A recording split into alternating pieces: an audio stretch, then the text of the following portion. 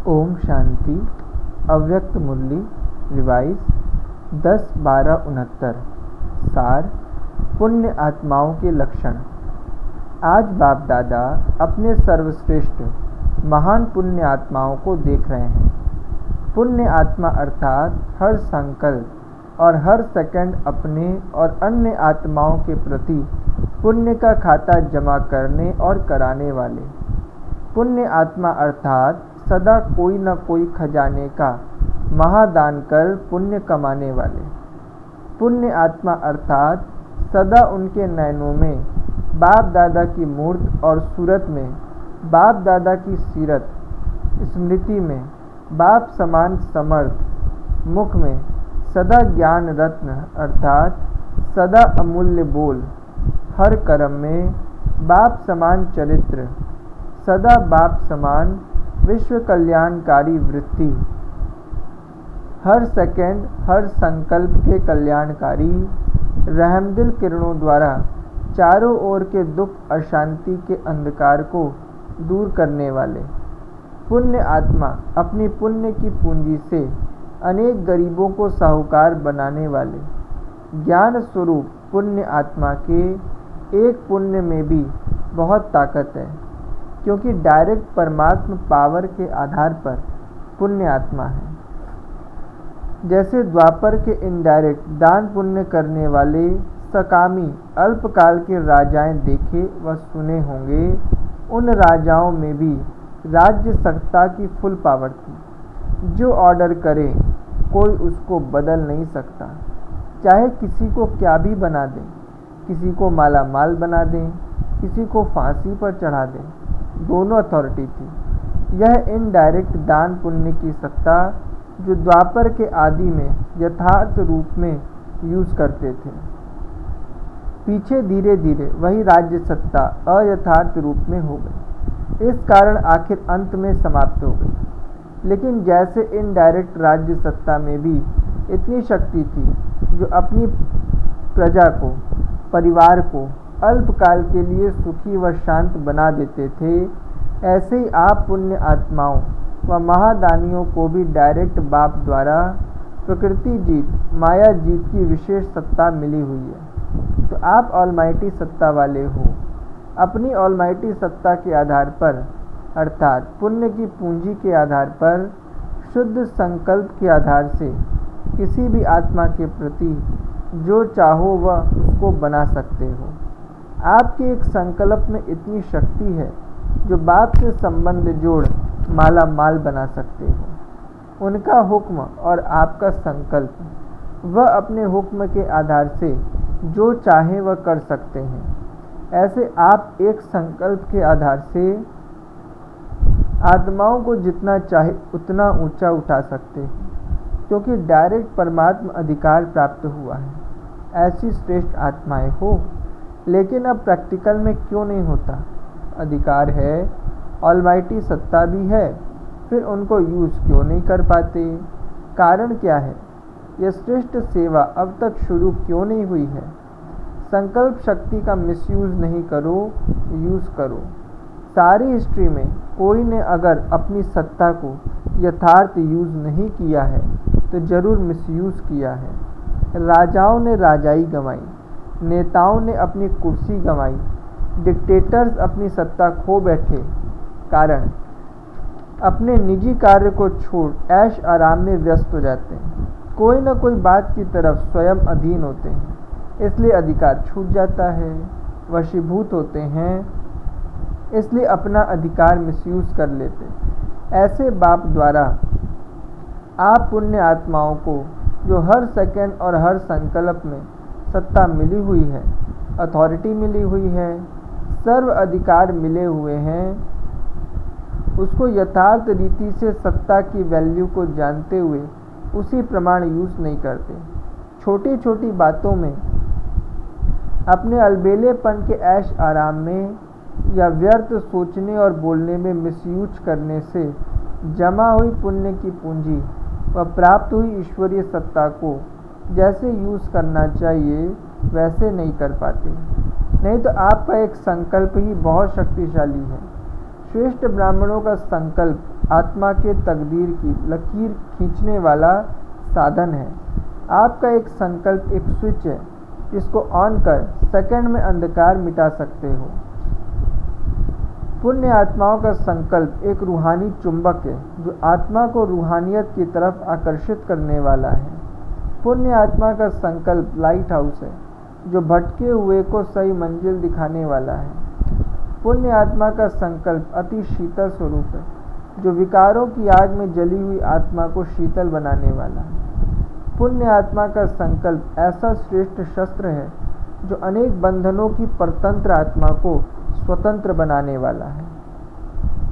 पुण्य आत्मा के संकल्प में ऐसी विशेष शक्ति है जैसे जंत्र मंत्र द्वारा असंभव बात को संभव कर लेते हैं, वैसे संकल्प की शक्ति द्वारा असंभव को भी संभव कर सकते हो। वशीकरण महामंत्र द्वारा वशीभूत आत्मा को फायर फ्लाई मुआफिक उड़ा सकते हो। जैसे आजकल के यंत्रों द्वारा रेगिस्तान को भी हरा भरा कर देते हैं, पहाड़ियों पर भी फूल उगा देते हैं। क्या आप पुण्य आत्माओं के श्रेष्ठ संकल्प द्वारा ना उम्मीदवार नहीं बन सकता? ऐसे हर सेकंड पुण्य की पूंजी जमा करो। हर सेकंड हर संकल्प की वैल्यू को जान, संकल्प और सेकंड को यूज करो। जो कार्य आज के अनेक पदमपति नहीं कर सकते, वह आपका एक संकल्प आत्मा को पद्मा पदमपति बना सकता है। तो आपके संकल्प की शक्ति कितनी श्रेष्ठ है। चाहे जमा करो और कराओ, चाहे व्यर्थ गंवाओ, यह आपके ऊपर है। गंवाने वाले को पश्चाताप करना पड़ेगा। जमा करने वाले सर्व प्राप्तियों के झूले में झूलेंगे, कभी सुख के झूले में, कभी शांति के झूले में, कभी आनंद के झूले में। और गंवाने वाले झूले में झूलने वालों को देख अपनी झोली को देखते रहेंगे। आप सब तो झूलने वाले हो ना। राजस्थान और यूपी वाले आए हैं। राजस्थान वाले तो राज्य सत्ता अर्थात अधिकार की सत्ता, ईश्वरीय सत्ता द्वारा सदा अपने राजस्थान को रेगिस्तान से सब्ज बनाने में, रेगिस्तान को गुलिस्तान बनाने में, जंगल को फूलों का बगीचा बनाने में होशियार हैं। राजस्थान में मुख्य स्थान मुख्य केंद्र है, तो जहाँ मुख्य केंद्र है वह सब में मुख्य है ना। राजस्थान को तो नाज होना चाहिए, नशा होना चाहिए। राजस्थान से नए नए सेवा के प्लान्स निकलने चाहिए। राजस्थान को कोई नई इन्वेंशन करनी चाहिए, अभी की नहीं है। राजस्थान की धरती को परिवर्तन करना पड़ेगा। उसके लिए बार बार मेहनत का जल डालना पड़ेगा, लगातार का खाद डालना पड़ेगा। अभी हल्का खाद डाला है, अच्छा दूसरे दिन फिर यूपी की महानता सुनाएंगे। फॉरेन तो अब भी फॉरेन करने वाले हैं। सोचा और किया, यूपी की महानता की माला भी वर्णन करेंगे।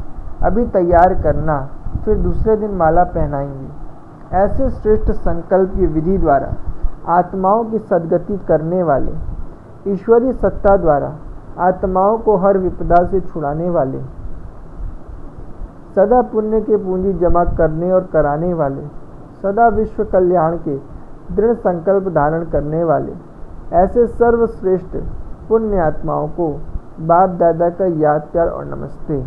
हम बच्चों की तरफ से भी बाबा को नमस्ते। टीचर्स के साथ, टीचर्स तो सदा चढ़ती कला का अनुभव करती चल रही हो ना। टीचर्स की विशेषता अनुभवी मूर्त बनना।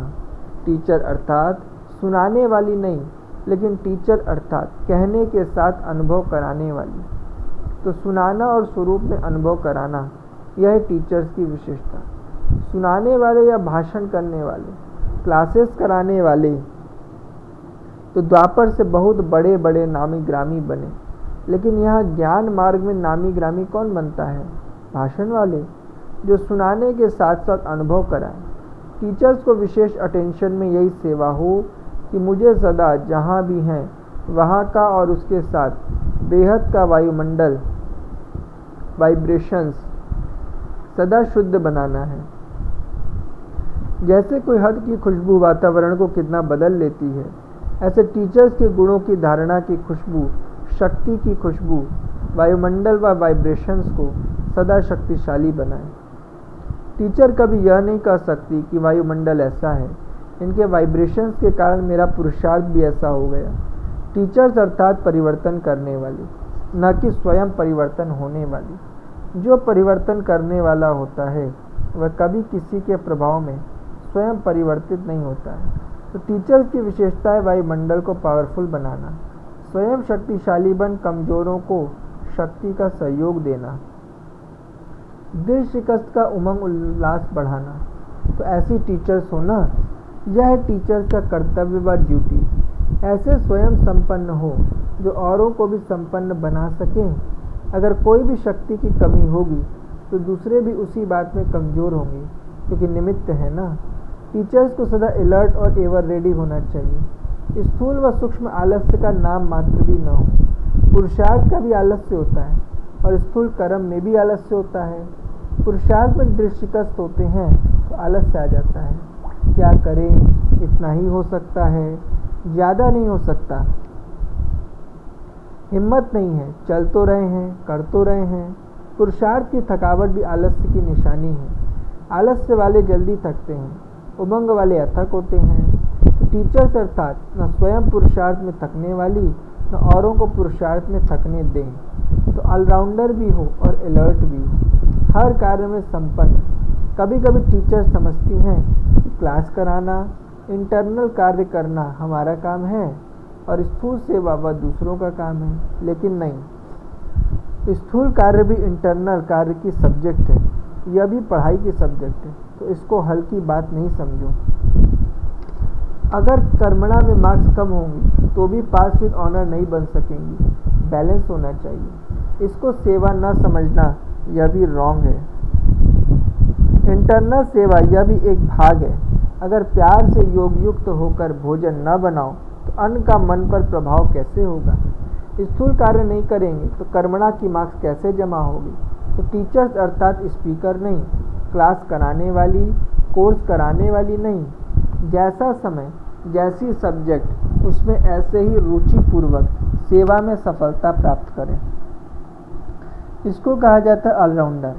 ऐसा हो न कि इंटरनल वाली और हैं और एक्सटर्नल वाली और हैं, दोनों का ही आपस में संबंध है।